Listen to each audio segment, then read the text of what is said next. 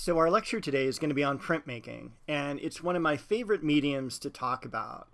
And one of the reasons I enjoy it so much is not only because I actively collect prints, but economically speaking, printmaking allows art to become affordable to everyone. Printmaking, along with photography, allows for multiple copies of an artwork to be created. When we talk about drawing and painting, sculpture, these are all what are called unique works, meaning that there's only one of them and they're not really ever reproducible. The process of printmaking was established way back in the 1300s during the Renaissance age.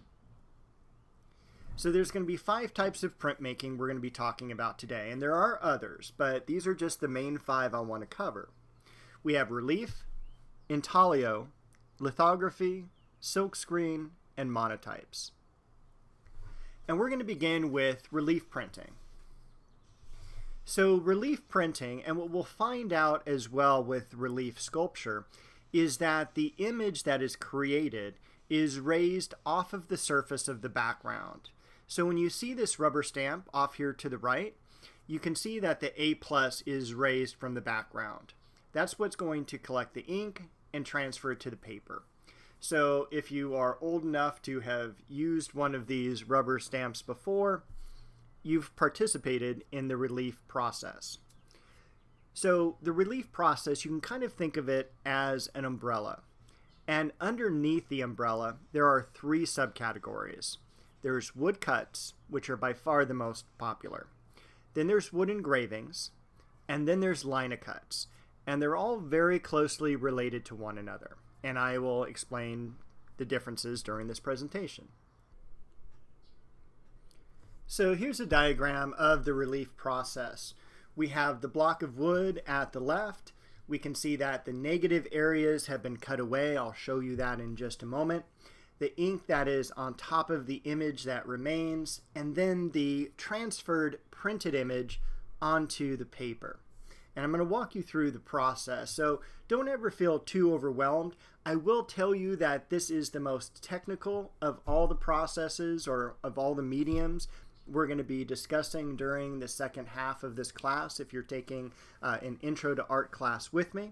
It's very similar to the color lecture in the first part of the class, kind of a lot of terms, a lot of the process, but overall it's pretty easy to digest because we're just going to touch on the most important elements.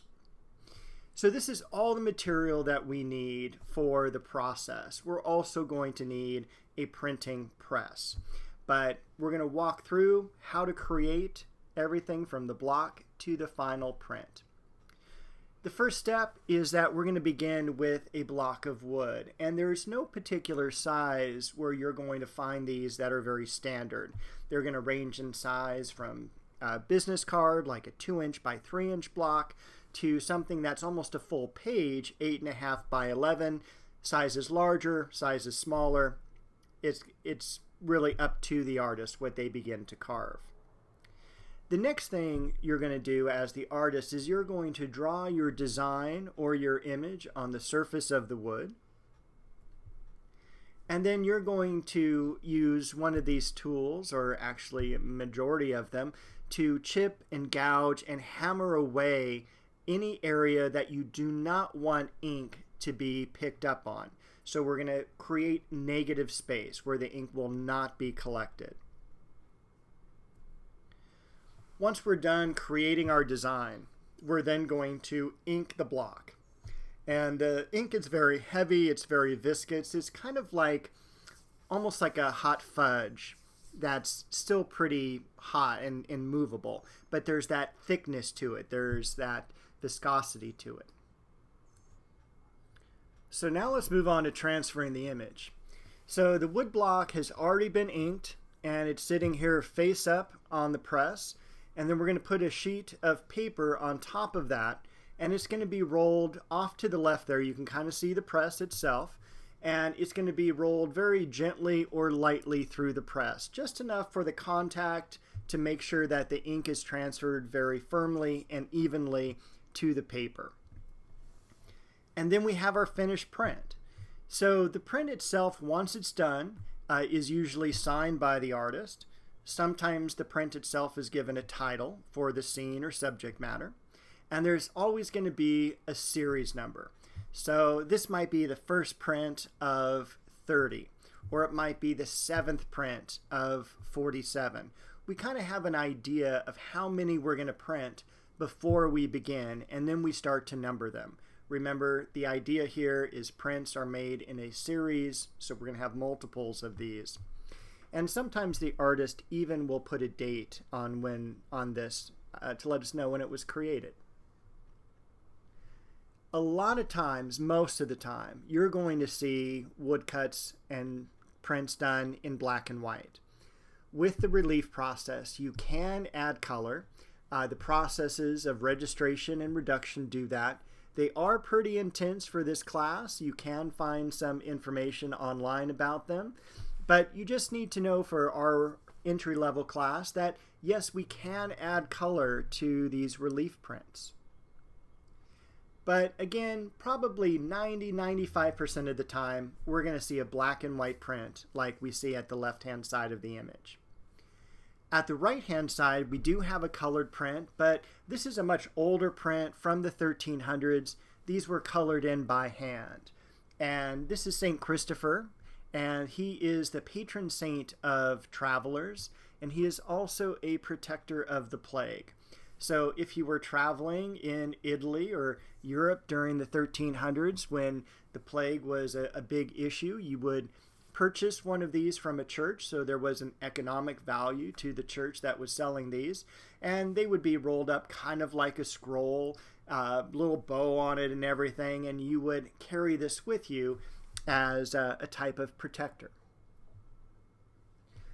So the difference between woodcut and wood engraving, and we're still under the relief process here, is that the wood engraving is made from a different cut of wood. When you look at the image at the left here, you can definitely see the grain that's involved in its creation. However, with wood engraving, what we're going to have is a very crystal clear image. And so instead of using a regular, let's say like a 2x4 that you would get at one of the like Home Depot or Lowe's, where you would definitely see that grain, here the wood is being cut vertically instead of horizontally. So we're literally seeing the rings of the tree. What happens with that is we get a much clearer image. And so it is a lot more expensive wood to buy because it is a special cut from the mill.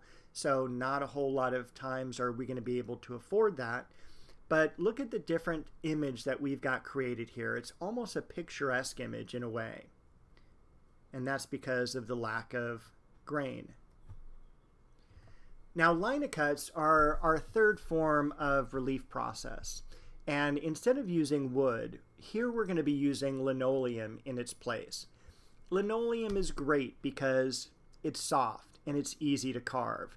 If we were doing this in a classroom setting, I would definitely have you use linoleum because it's easy to create. However, its advantage is the same as its disadvantage. Because it's soft, it's going to distort when it goes through the press. So instead of getting a print run of 50 or 100 or 150, here you're probably going to get about 8, 10, 15 prints before the image really starts to distort. So for school projects and such, this is great, but for long term and to have a lot of these, a large series printed, it's not the best option. And when we get to the final exam, when we look at these images, you do not have to remember that this was a LITHOGRAPHY. I'm going to tell you that, but I'm also going to ask you a question similar to, since this is a LITHOGRAPHY, was this made with wood or was it made with linoleum? And of course it was made with linoleum. So I will identify the images for you because you're not going to be able to tell on the finished work which process created it. So then we have the intaglio process. The intaglio process is exactly opposite of the relief process. So instead of the image being raised off of the surface, here it's sunk down in. It's literally grooves into a metal plate. The intaglio process is also similar to relief in that it has three subcategories. We have engravings, etchings, and dry points. So let me go ahead and walk you through this process as well. The first thing to note is we're no longer going to be using wood. We're no longer going to be using linoleum. That has been changed out for a metal plate. Usually copper or zinc because those are easier to carve into. And here we have that same type of diagram we saw with the relief process, but you'll also notice where the ink is. We first cover the metal plate with ink, and the grooves are what is created the image. So we're printing from the negative space. We wipe the excess ink off, and you can see in the lower right-hand image, the paper has lifted up the ink from the negative space. So we're going to cover engravings first, and engravings were used to reproduce works of art as well as to illustrate books prior to the invention of photography that took place in 1839. So with the artwork down below here, the original by J.M.W. Turner is at the right, and it runs probably about $14 million. But the print of that artwork is at the left. That might run you anywhere from $500 to $1,000 today. So definitely a lot more people can afford that $1,000 work rather than that $14 million painting. This is the way stamps used to be created. And the same way with our paper money, when our paper money actually looked good. This is all done with engraving. And here's a famed artwork that is also done by engraving. Usually it's in a lot of the art history books. So to create an engraving, the artist is going to use this V-shaped metal rod, and that's called a burin. And this is what is actually going to be creating our design. So it's going to go through the metal plate, kind of like an ice cream scoop going through ice cream, and it pulls up some of the metal plate. And that groove that is left behind is what creates our image. So once we've created the image, whether it's through the engraving process, etching, or dry point, everything is going to be inked and printed in the exact same way. So we're going to apply the ink evenly to the entire surface of the metal plate. You can do so with a brush. I don't like using a brush so much. I prefer the image at the right where the person is using a piece of cardboard. It allows me a little bit more strength in terms of packing the ink into the grooves and removing any air pockets as well, so we get a better print. Once I've inked the plate, remove the excess ink, so everything that's left is down into the grooves. We're going to put it through a press. And the paper that we put on top of the plate this time is going to be moistened. The reason we want to moisten the paper is because it needs to be malleable, so it can get down into the grooves to pick up all the ink. Then it's going to go through a press under some extreme pressure compared to that of the relief process, where we just needed contact to transfer the image. Here, we're pressing the paper into the grooves with such strength that it permanently dents the paper. And that indentation is pretty visible.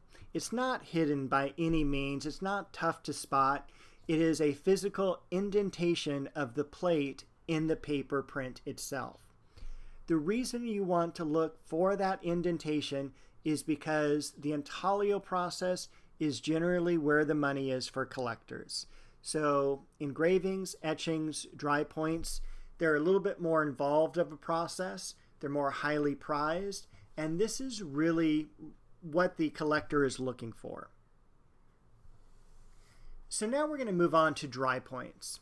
And we talked about engravings first, where we push the burin across this plate of metal, and it removed a sliver of metal, and that's what created the design.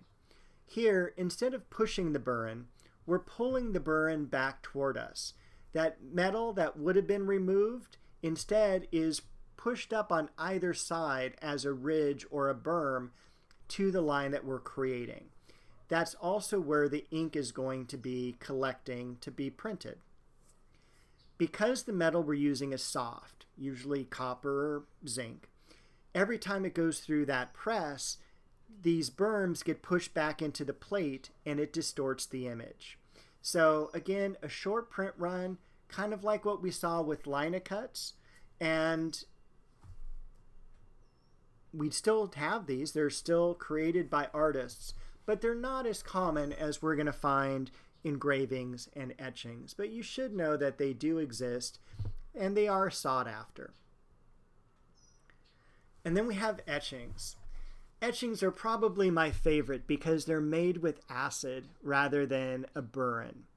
So what happens, and you're going to see this in the image at the left, the metal plate has been covered with a wax that has been hardened on top of the metal.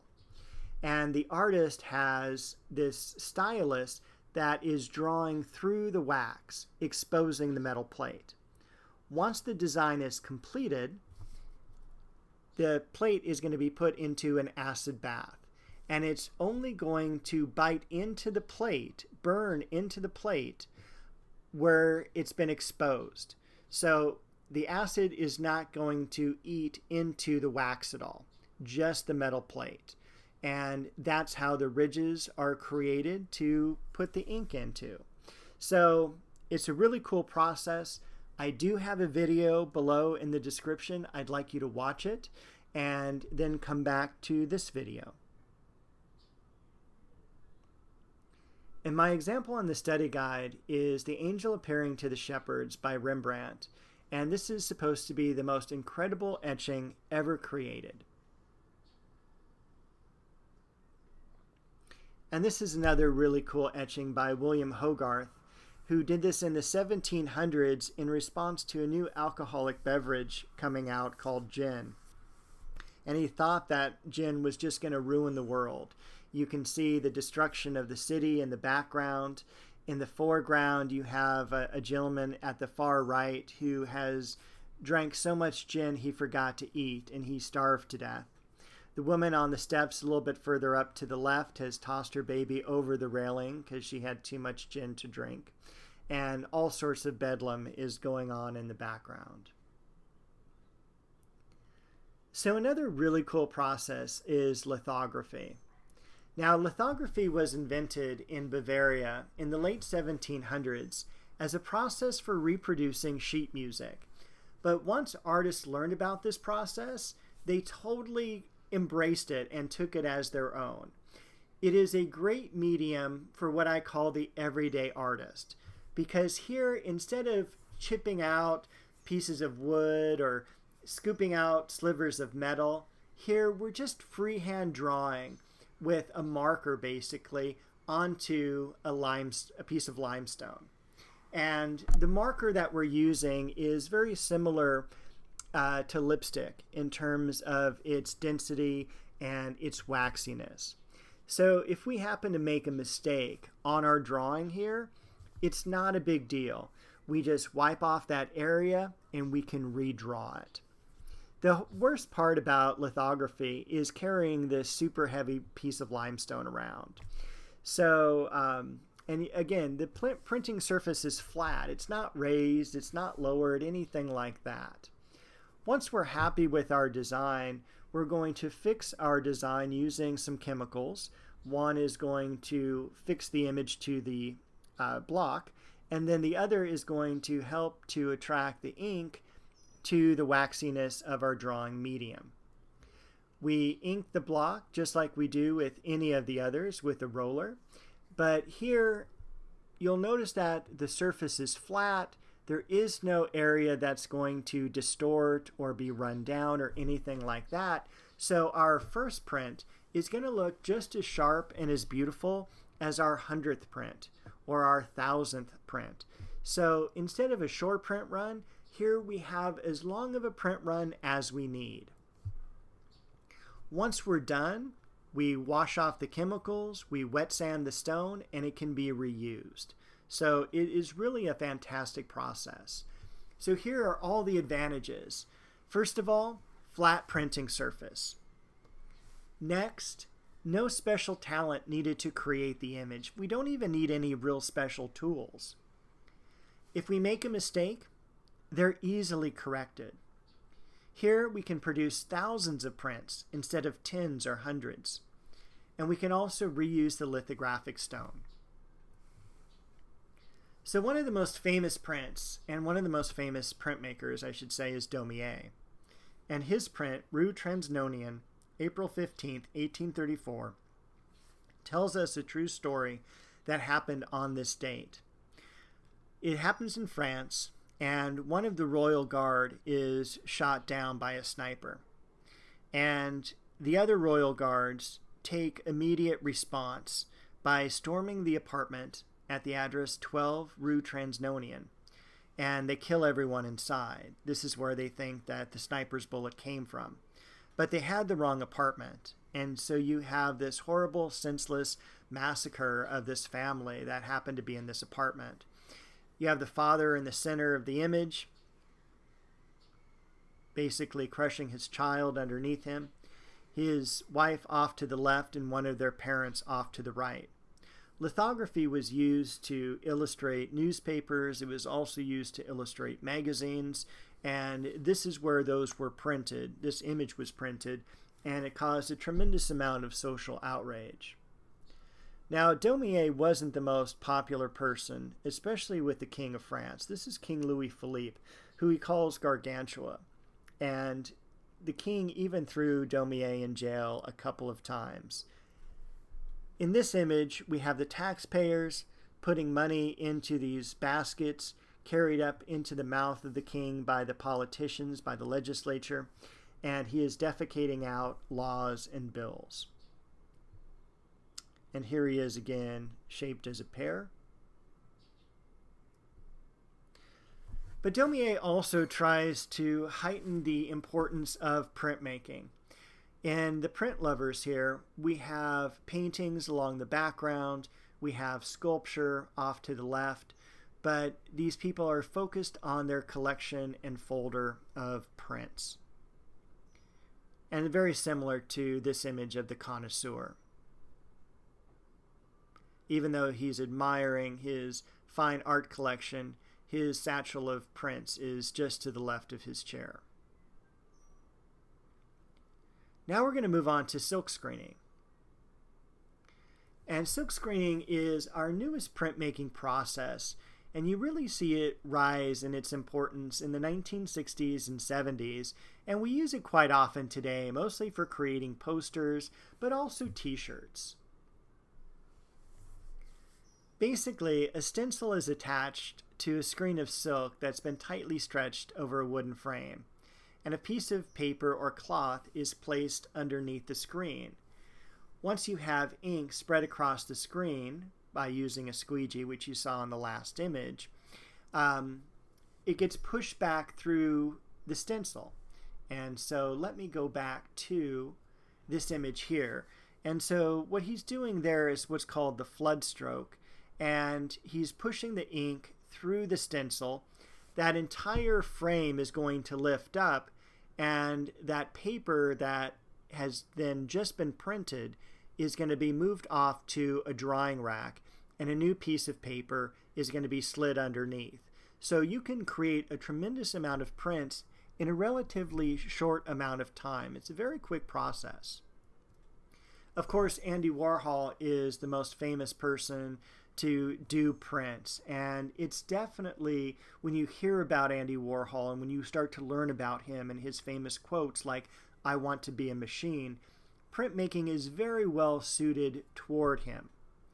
And I do have in the description below a video of Andy Warhol doing screen printing, and if you look in the very back center of the video, you'll also be able to see that Campbell's soup stencil leaning up against the wall. So make sure to watch that video, and you can come back for this final section, which is on monotypes. So monotypes are, as the name suggests, a unique print. which is very odd because the whole idea of printmaking is to create multiple prints. Here we're just creating one print. So what the artist is going to do is they're going to form their image in reverse, usually on a metal plate or even more commonly now on a glass plate. And then it's run through the press and the image is transferred. Once again, it's not a common printmaking process since it only creates one print. But a lot of famous artists have experimented in monotypes, such as Degas.